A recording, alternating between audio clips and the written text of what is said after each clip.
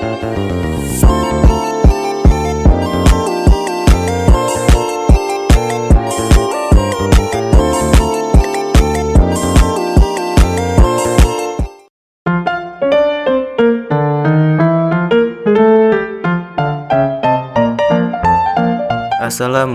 warahmatullahi wabarakatuh. Oke, materi pembelajaran kita selanjutnya yaitu tentang larangan Islam dalam transaksi. Nah, jadi Islam memiliki larangan dalam hal transaksi.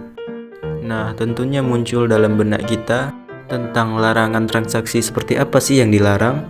Jadi segala sesuatu yang berkenaan dengan manusia sudah sangat lengkap diatur dalam Islam. Salah satunya dalam hal transaksi. Nah, kenapa sih dilarang? Tentunya bukan karena alasan. Tentu ada alasan atau maksud yang jelas dalam pelarangan transaksi tersebut, yang di dalamnya terdapat unsur merugikan. Sehingga Islam pun melarang kegiatan ataupun transaksi tersebut.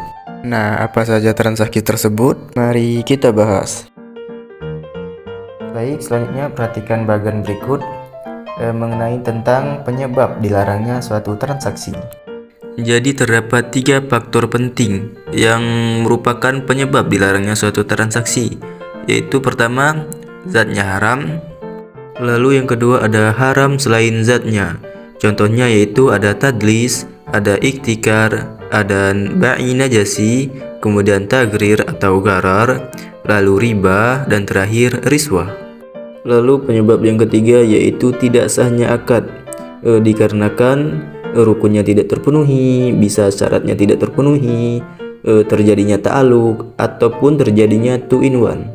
Baik, kita lanjut ke slide berikutnya. Baik, bisa dilihat di gambar haram zatnya. Kenapa dilarang? Transaksi ini dilarang karena objek yang ditransaksikan juga dilarang. Misal, minuman keras, bangkai kecuali ikan dan belalang, babi, bisa anjing. Kemudian ada transaksi barang atau jasa yang demikian ini tetap haram walaupun akadnya sah. Contoh, pembelian minuman keras dengan akad murabahah melalui bank syariah. Zat barangnya haram, akadnya sah tapi transaksinya haram. Sehingga transaksi semacam ini pun dilarang dalam Islam. Jadi semoga bisa dipahami mengenai tentang haram zatnya yang terdiri dari 2 faktor, yaitu transaksi dilarang karena objek yang ditransaksikan juga haram atau dilarang. Kemudian transaksi barang atau jasa yang demikian ini tetap haram walaupun akadnya sah. Nah, untuk contohnya bisa teman-teman lihat di slide ya. Oke, kita lanjut.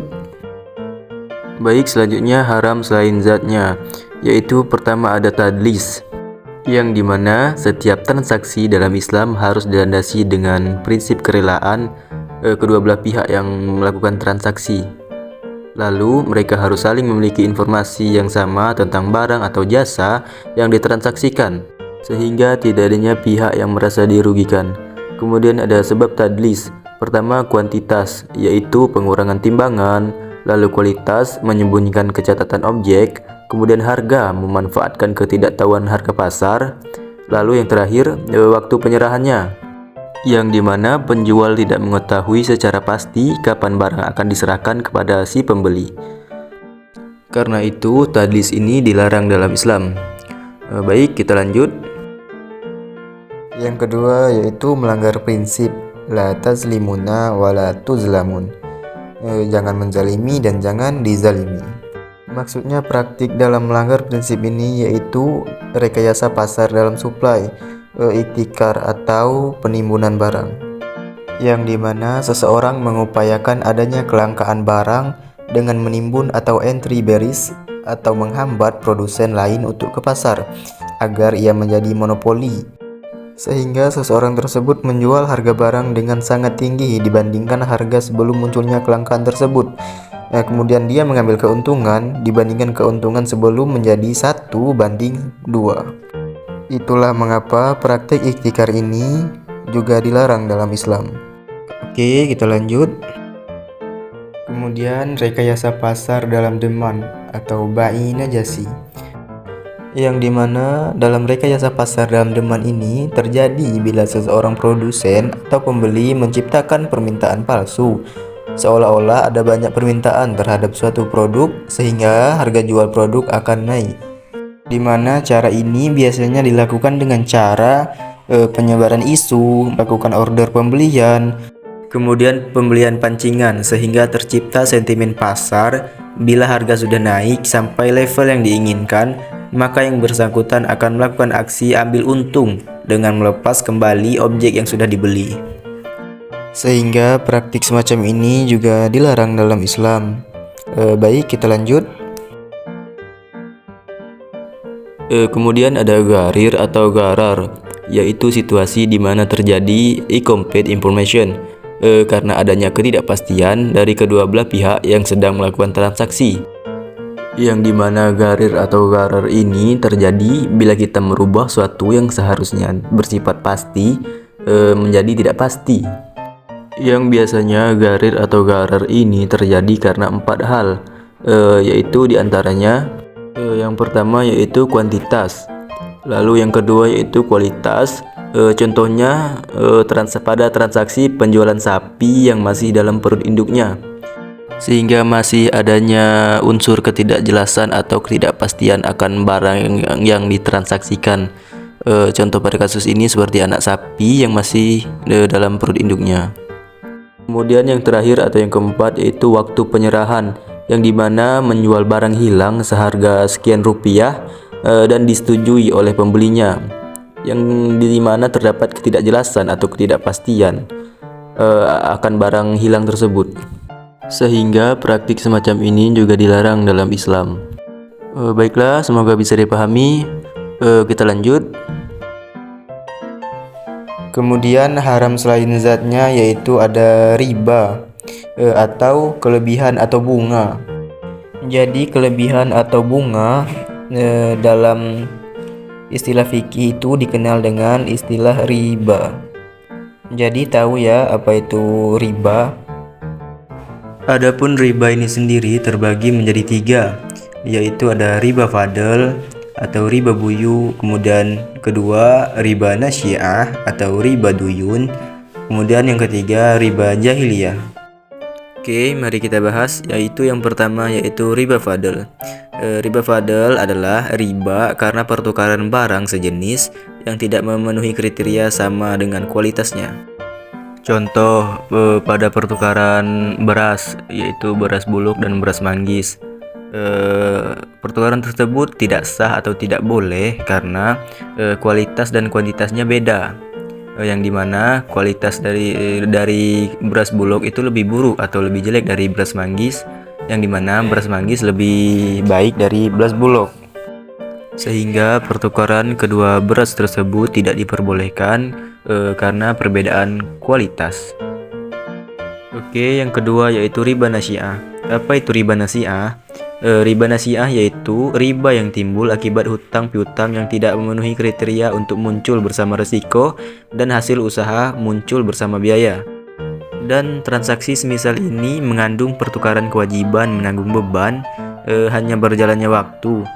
Nasyiah adalah memastikan sesuatu yang tidak pasti menjadi pasti. Oke, jadi itu tentang riba nasyiah.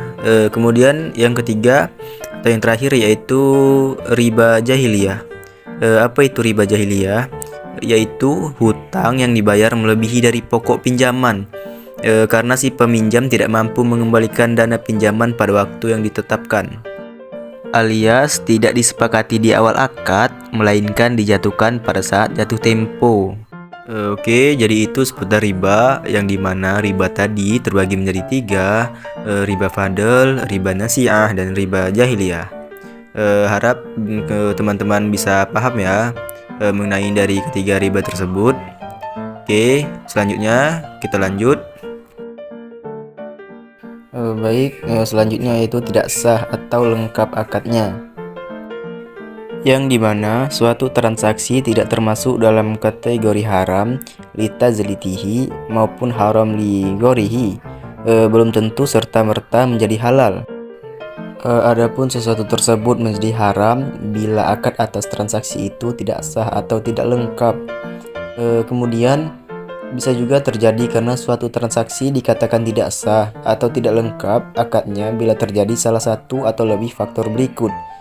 Oke, bisa teman-teman lihat di gambar, terdapat tiga faktor atau penyebab terjadinya salah satu tidak lengkapnya akad.